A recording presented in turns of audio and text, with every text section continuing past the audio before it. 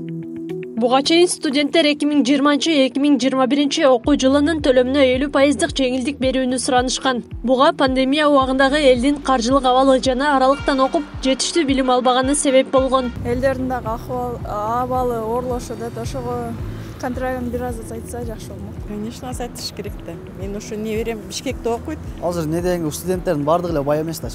Үйдүн ата-энеси деле кээ бир иштеп атканы бар, иштебей атканы бар да. Азайтыш керек. Бейбечаралардын, кем балдардын балдары вообще окубай калып атат, таптакыр эле.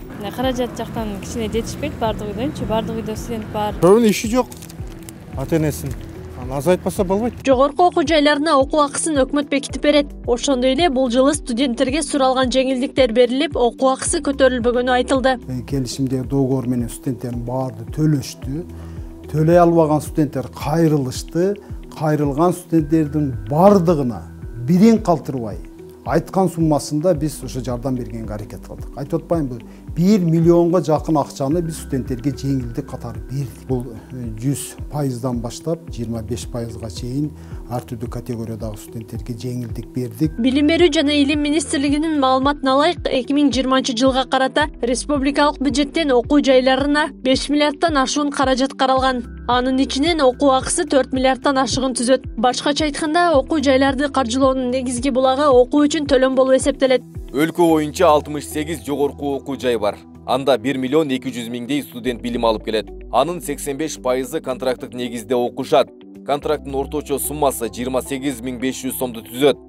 Анын 76% мугалимдердин айлыгына, 22,4% коммуналдык чыгымдарга, 1,4% гана окуу жайдын материалдык техникалык базасын чыңдоого колдонулат. Деген менен өкмөт башчы Улукбек Марипов Facebook аркылуу түз эфирге чыгып, жогорку окуу жайларындагы окуу акысы боюнча маселе кайра каралаарын белгиледи. Мына студенттердин контракттары боюнча жогорку окуу жайлары, мектептер көбүн эсе мына онлайн режимде окуду.